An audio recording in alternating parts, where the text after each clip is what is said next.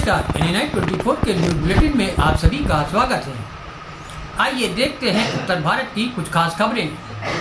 खबर यूपी के बहराइच से है, जहां आज सपा सुप्रीमो व पूर्व मुख्यमंत्री अखिलेश यादव, सपा के कद्दावर नेता व पूर्व कैबिनेट मंत्री यासिर शाह की मां को श्रद्धांजलि देने पहुंचे। अखिलेश यादव का बहराइच पहुंचने पर जहां कार्यकर्ताओं ने उनका जोरदार स्वागत किया, वहीं अखिलेश यादव ने यासिर शाह के आवास पर पहुंचकर उन्हें व उनके परिवार वालों से मुलाकात कर दिवंगत मां को पूर्व सांसद रुबाब सईदा को श्रद्धांजलि अर्पित की। इस दौरान पत्रकारों से बातचीत करते हुए अखिलेश यादव ने कहा कि सपा किसानों के साथ है और उनका समर्थन करती है। सरकार द्वारा बीते दिनों हुई पुलिस भर्ती परीक्षा को निरस्त किए जाने पर टिप्पणी करते हुए कहा कि सरकार की नीयत ही नहीं है कि नौकरी दी जाए। उन्हें साफ तौर पर कहा कि सरकार की लापरवाही से पेपर लीक हुआ है। सरकार की अगर नीयत साफ होती तो जिस समय पेपर लीक हुआ था तो उसी समय सरकार कार्रवाई करती। इससे करोड़ों परिवार प्रभावित हुए हैं। अखिलेश यादव ने केंद्र सरकार पर वार करते हुए कहा कि सरकार जिस तरह से कार्य कर रही है, ऐसे में आने वाले समय में लोगों से वोट डालने का अधिकार भी वो छीन लेना चाहती है। वो चाहती है जिस तरह से चीन में और रशिया में वोटिंग नहीं होती है, उसी तरीके से वो भारत में भी सरकार चलाना चाहती है।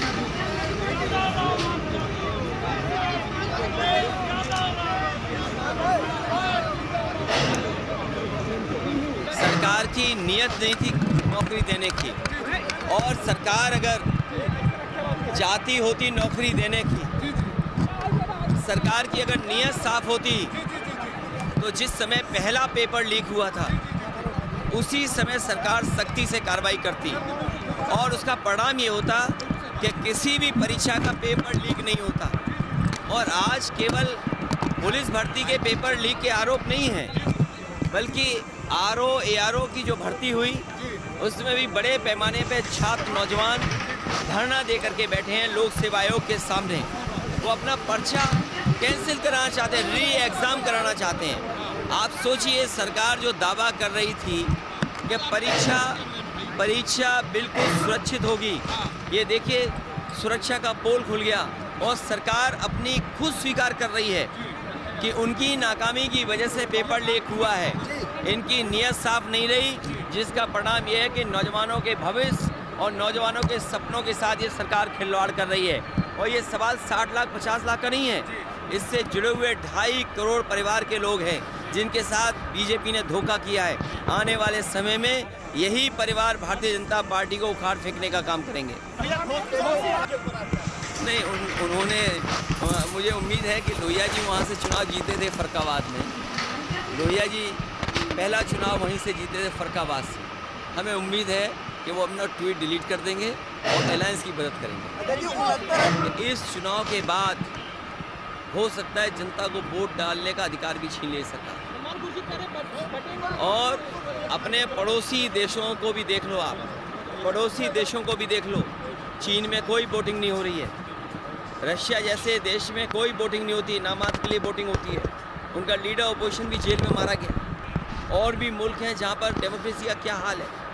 ये लगातार सरकार, चाहे चुनाव आयोग हो, चाहे कोर्ट हो, चाहे और संस्थाएं, उनको प्रभावित कर रही है। हमारे मीडिया के लोगों को भी दबाव बना रही है कि अगर मीडिया के लोग सच्ची खबर चलाएंगे तो उन पे भी पाबंदी है। बड़े लोगों के लिए CBI, हमारे छोटे पत्रकारों के लिए SO उठाने वाले। नहीं, कोई अंदर बाहर नहीं। ये बताइए, अगर बाहर ही बोलोगे आप तो प्रधानमंत्री जी कहाँ के हैं, हम कहाँ के हैं? तो आप कहोगे बहराइच में ये इटावा वाले क्यों आ गए? अच्छा ये एक मिनट, ये दिल्ली वाले चैनल यहाँ क्या कर रहे हैं? ये भाई ABP चैनल कहाँ का है? NDTV कहाँ का है? अच्छा ये कोई बात हुई? ये कोई बात नहीं है। सुनिए, लोकसभा में ये है कि कोई भी भारत का नागरिक और कहीं भी उसका वोट बना हो वो कहीं भी चुनाव लड़ सकता है, क्योंकि लोकसभा के लिए आप चुन रहे हैं।